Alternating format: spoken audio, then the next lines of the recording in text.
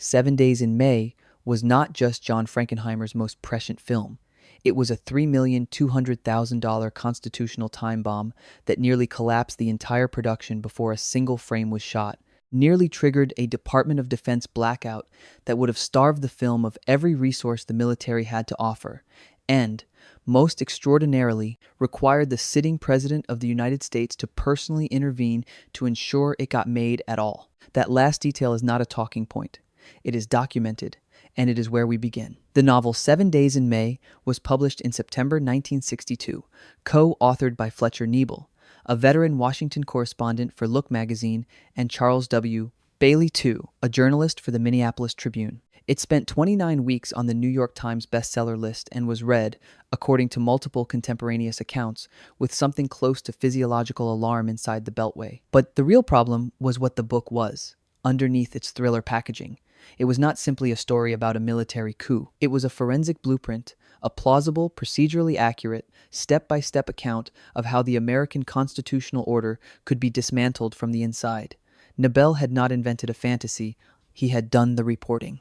He had spent years cultivating sources inside the Joint Chiefs of Staff, and the novel's fictional General James Mattoon Scott, the charismatic, frighteningly competent Supreme Allied Commander who engineers the coup, was assembled from observed behavioral composites of real officers whose names Niebel conspicuously never published. The book's original working title, which Niebel used internally through at least 3 draft stages, was The Scabbard, invoking the idea of a military instrument still technically sheathed, still technically within civilian control, but only barely. The title was killed, according to Edward Lewis's production notes held at the UCLA Film and Television Archive, because the studio's New York legal department argued it was too abstract for mass marketing and, more revealingly, because one senior Paramount executive told Lewis in a memo that a title evoking weaponry would invite the wrong kind of congressional scrutiny before we have even got a script.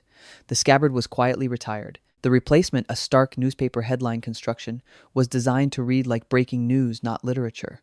That was a deliberate choice. For John Frankenheimer, the calculus of 7 Days in May was existential in the most literal professional sense. He had already directed The Manchurian Candidate in 1962, a film that had slid out of wide release with suspicious speed, a story with its own complicated afterlife that we will return to. He was 33 years old, operating in a studio system that still chewed through directors like raw material, and he had spent his formative years inside live television at CBS, where the culture was brutally meritocratic. You were only as good as your last broadcast. There were no second acts built on reputation alone. The window between The Manchurian Candidate and 7 Days in May was not, as it is sometimes described, a comfortable creative momentum. It was a precarious ledge. Frankenheimer was deeply aware, as documented in his own extended interview with Gerald Pratley, published in the Cinema of John Frankenheimer in 1969, that he needed the film to perform not just critically but as a statement of directorial authority. He specifically wanted the film to be perceived as a work of civic seriousness, not genre entertainment. The distinction mattered enormously to him, and it drove several of his most consequential production decisions. He pushed hard for the film to be shot in Washington, D.C. itself, not on backlot reproductions of the Capitol, not on location in some geographically similar stand-in. He wanted the actual buildings, the actual geography, the actual weight of institutional architecture pressing down on the characters. This was not aesthetic vanity. It was a deliberate argument: this story belongs here. It has earned the right to stand in front of these buildings. Getting those buildings, however, required navigating a bureaucratic obstacle course that nearly ended the production before the cameras arrived. The Department of Defense's standard posture toward Hollywood in the early 1960s was one of conditional cooperation, extended in exchange for script approval and a general mandate that the American military be portrayed favorably. This arrangement, formalized through the DoD's entertainment liaison offices, had been a structural feature of Hollywood war films since the Second World War, and it gave the Pentagon an extraordinary degree of quiet creative leverage over commercially produced films. 7 Days in May was, self-evidently, not a film the Pentagon would cooperate with under those terms. A film whose entire dramatic architecture rested on the premise that American military leadership could become a threat to democratic governance was not something the Joint Chiefs were going to help make. The DoD's refusal of cooperation was swift, categorical, and documented in the production files. No access to military facilities, no equipment, no personnel, no advisory support. This should have been a crippling blow. But the production had an asset that no Department of Defense liaison could override. John F. Kennedy had read the novel. He had read it, reportedly, during a weekend at Hyannisport in late 1962, and his response, communicated through his press secretary Pierre Salinger and later through direct conversations between Kennedy aide Ted Sorensen and producer Edward Lewis, was not alarm or political discomfort. It was something closer to encouragement. Kennedy believed, according to Sorensen's later accounts, that the film needed to be made precisely because it would force a public conversation about civilian control of the military that Washington insiders were having privately, but the broader American public was not. Kennedy did something that has no real precedent in the relationship between the American presidency and the film industry. He arranged for the production to have access to locations, including the exterior of the White House itself, during a weekend when he and his family were deliberately away. He vacated his own residence to give a film crew the shot it needed. The footage of the White House exterior in 7 Days in May was shot with the active facilitation of the 35th President of the United States, who understood exactly what he was enabling. Kennedy was assassinated on November 22, 1963, while the film was in post-production. The film was released in February 1964. The political valence of its subject matter, a thriller about the fragility of democratic institutions, had been transformed by an act of incomprehensible historical violence into something that felt less like fiction and more like an open wound. The lineage of 7 Days in May is more complicated than its official origin story suggests, and the complications run in two directions. The first involves a largely forgotten 1949 novel called The Brave and the Damned by a writer named Westbrook Pegler, a virulently right-wing newspaper columnist who, by the late 1940s, had descended from mainstream journalism into something considerably darker. Pegler's novel, which circulated in very limited distribution and has never been reprinted, depicted a scenario in which American military officers, convinced that civilian leadership had become dangerously compromised by communist infiltration, organized a coordinated removal of the government. The ideological framing was the mirror inverse of Nebel and Bailey's work. The coup in Pegler's version is depicted as patriotic rather than treasonous, but the structural mechanics were remarkably similar. Fletcher Nebel was aware of Pegler's work. This is documented. Whether aware shades into influenced is a question that Nebel consistently deflected in interviews, and no formal plagiarism claim was ever filed. But the structural resonance between the two works was noted by at least 2 literary critics at the time of the novel's publication. And the silence around that observation, in an era when the ideological freight of the comparison to Pegler would have been professionally radioactive, speaks for itself. The second lineage issue runs in the opposite direction, toward European political cinema. Frankenheimer was deeply immersed in the tradition of Costa Gavras before Costa Gavras was Costa Gavras. He had studied Italian neorealism extensively during his television years, and his conception of 7 Days in May as a film that should look like journalism, handheld passages, available light where possible, the aesthetic texture of documentary footage, drew explicitly from that tradition in ways that the production's American marketing materials carefully did not acknowledge. The European political thriller, in 1964, was not a commercially comfortable genealogy to claim in the American market. The casting of 7 Days in May is, on its surface, one of the great triumphs of early 1960s American cinema. Burt Lancaster as General Scott, Kirk Douglas as Colonel Casey, Frederick March as the President, Ava Gardner, Edmond O'Brien. It reads like a curatorial fantasy. The reality involves several layers of friction that the official production history tends to smooth over. Burt Lancaster was not Frankenheimer's first instinct for General Scott. The role was initially conceived with a different physical and temperamental type in mind, specifically a figure of more patrician, Eisenhower-style reserve, the kind of authoritative, gray-haired gravitas that communicated institutional legitimacy. The actor whose name appears in the earliest production correspondence, in discussions between Frankenheimer and Edward Lewis, is not Lancaster. It is Henry Fonda. Fonda's politics were impeccably liberal. His screen persona carried an almost constitutional weight of democratic virtue: 12 Angry Men, Abraham Lincoln, Tom Joad. Casting Fonda as the coup leader would have been an act of profound political provocation, a deliberate contamination of audience trust that would have given the film a genuinely vertiginous quality. Fonda, according to production accounts, declined. not because of political objection, but because of scheduling conflicts with a Broadway commitment. The recasting logic that led to Lancaster was not, as sometimes stated, an obvious second choice. Lancaster was an unpredictable creative force, capable of extraordinary generosity and equally extraordinary difficulty, and his relationship with Frankenheimer was already complicated by Birdman of Alcatraz, 1962, which had been a prolonged and sometimes agonizing production. The decision to go back into that dynamic was, for Frankenheimer, a deliberate wager on the tension that friction might produce on screen. Lancaster's own political views were publicly known and genuinely held. He was a committed civil libertarian with a long record of taking professional risks on politically uncomfortable material. His investment in the role of General Scott was not merely performative. He understood with considerable sophistication the argument he was being asked to embody, that the most dangerous authoritarian is not the obvious villain, but the man who genuinely believes he is saving the country. Kirk Douglas, who played the film's moral center, Colonel Jiggs Casey, brought his own layer of complication. Douglas and Lancaster had a creative relationship of such intensity and mutual competitiveness that their scenes together operate on a frequency of barely suppressed personal history. Their prior collaborations, I Walk Alone, 1947, The List of Adrian Messenger, 1963, had established a dynamic that is visible, if you know to look for it, in every exchange they share on screen. The famous confrontation in Scott's office is not purely scripted.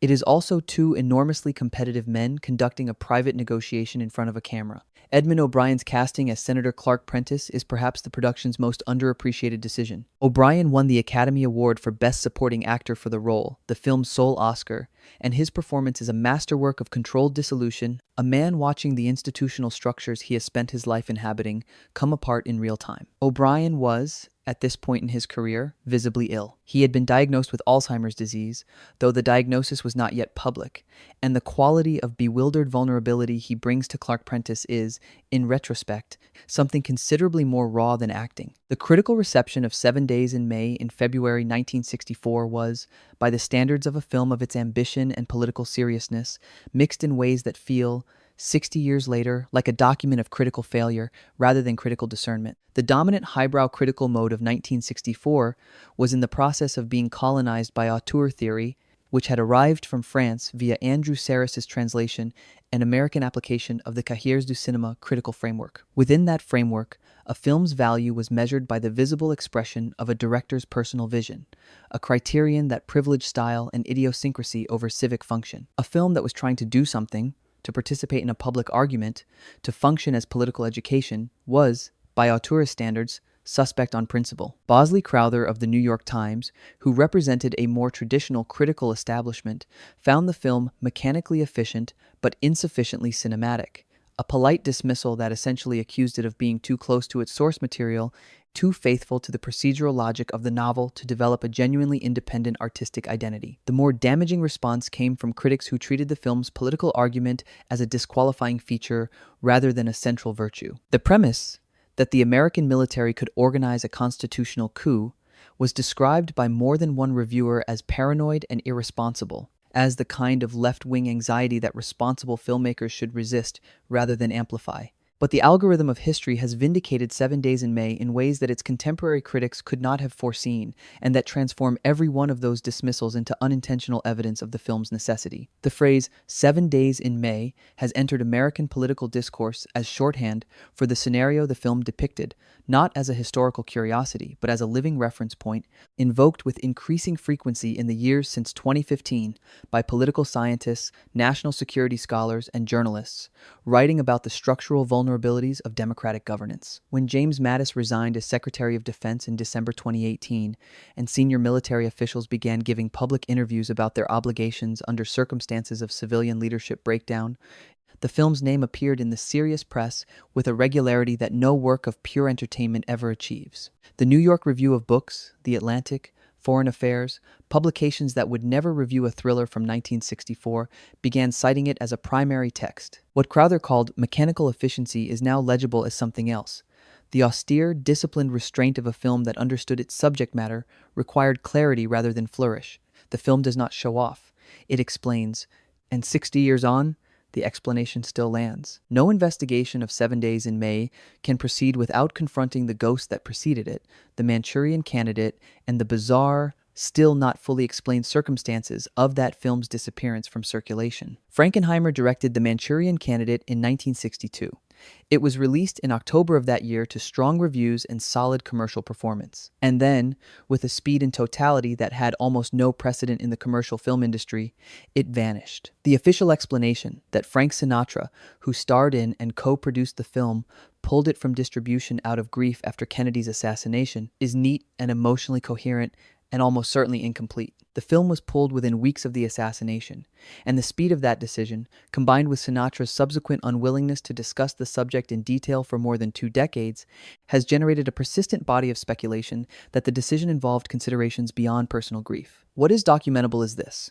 Frankenheimer was directing 7 Days in May during the period in which The Manchurian Candidate was being actively suppressed. He was working on a film about the fragility of American democratic institutions, while his previous film on the same theme was being disappeared from the cultural record. The psychological texture of that situation, the sense of operating in a space where the ground beneath a work could simply be pulled away, is not incidental to understanding what 7 Days in May is trying to do and why it does it with such deliberate, almost aggressive clarity. It is a film that does not want to be misread.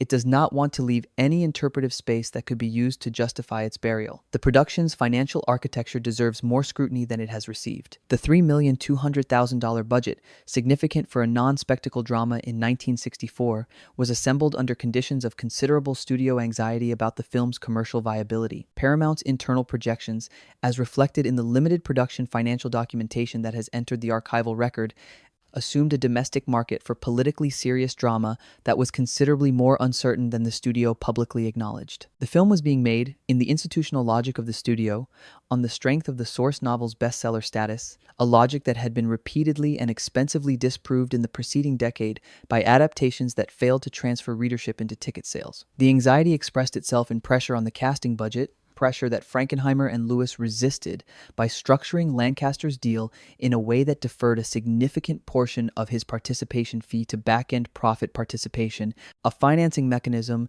that was still relatively unusual for actors of his stature in 1964. The back-end structure meant that Lancaster had a direct financial stake in the film's performance, which aligned his interests with the production in ways that purely upfront compensation would not have. It also meant that the studio's risk exposure on his salary was substantially reduced, which was the actual point. The film's marketing materials, when they were finally produced, walked a careful line between emphasizing the thriller mechanics, the pace, the tension, the star power, and the political substance. The studio wanted both audiences, the political intellectuals who had read the novel and the general thriller audience who had not. Whether those audiences were genuinely compatible was a question the marketing department answered with determined optimism, and the box office ultimately answered with qualified success. The film performed respectably, it recouped its production costs, and generated modest profit, but it did not become the cultural event that its subject matter and its talent arguably warranted. There is a scene in 7 Days in May that functions, in retrospect, as the film's most important single moment.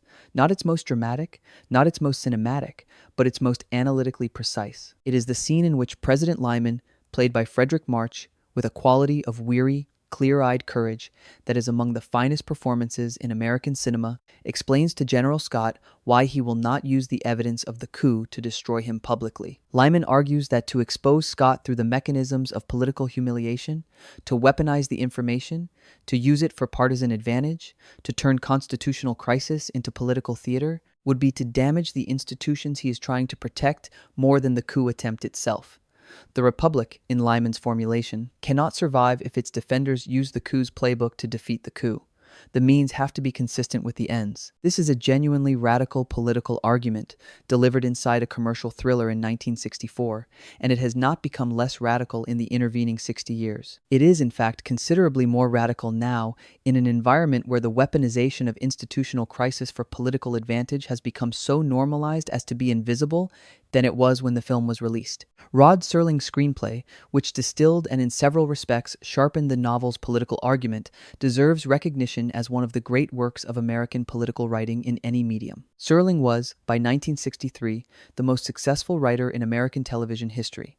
The Twilight Zone had made him wealthy and famous, and his decision to take on 7 Days in May was understood at the time as a prestige project, a serious writer doing serious work. What has been insufficiently recognized is the specificity of his political intelligence.